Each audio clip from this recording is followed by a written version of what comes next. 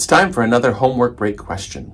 As usual, this one comes from our grade 7 math contest. The digits 1 to 9 are used exactly once to create 3 one-digit numbers and 3 two-digit numbers. Okay, so 3 of them are used to make the one-digit integers, and then 3 times 2, 6, are used to create two-digit integers. The one-digit integers are the dimensions of a rectangular prism, and the two-digit integers are the areas of the faces of this prism. What is the surface area of the prism? Take some time, try this problem, I'll give the solution. When I sat down to solve this problem, the thing that surprised me the most is that the answer to this question is unique. It feels like in the beginning that there are so many possibilities. How could it possibly be that there's exactly one solution?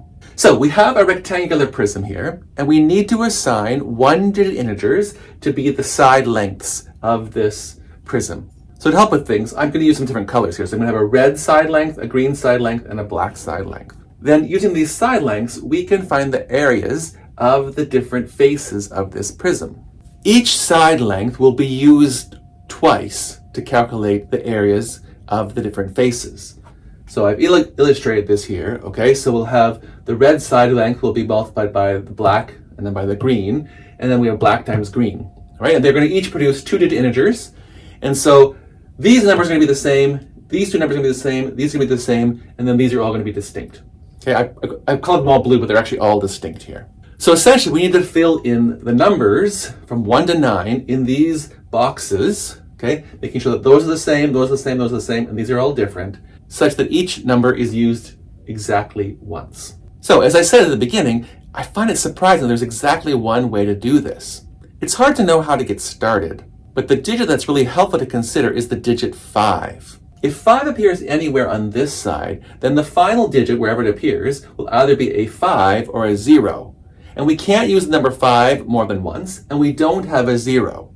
So that means the number 5 can't appear anywhere over here. So the 5 has to be somewhere over here. And it can't be the final digit of the two-digit numbers, because if it was the final digit of the two-digit numbers, then one of these numbers would have to be 5. So 5 has to be the starting digit of one of these two-digit numbers. So I'll put a 5 in here. So essentially we're looking for two one-digit integers that multiply to give a number somewhere in the 50s. There's actually only two possibilities. We have 6 times 9 equaling to 54, or 7 times 8 equaling to 56. So let's just try putting in 5, 4 here. We'll put in 6 here and 9 here. Well, now we just basically have to consider some options for what to put in for the green number. If I put in 1 here, I'll get 6, which isn't a two-digit number. If I put in 2 here, I'll get 12 over here, which will use the digit 2 twice. So that's not a possibility. If I put in 3, I'll get 18, and 9 times 3 will give us 27.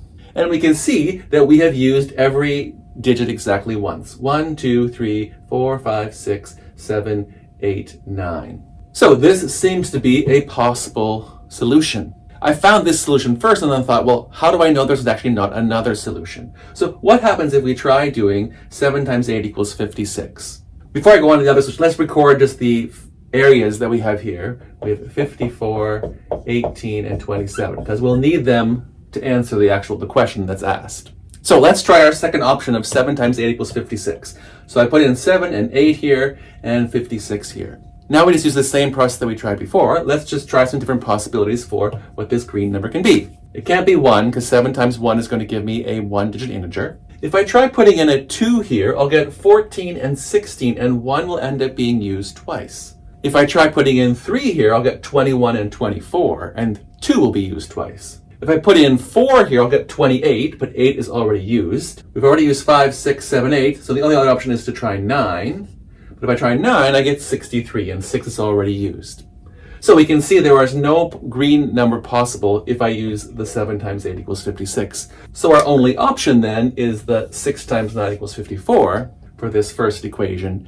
And so the areas of the faces of this prism are 54, 18, and 27. So to find the total surface area of the prism, we need to add up these three areas and then multiply by 2. Which gives us a total of 198. So the surface area of the prism is 198. How did you do?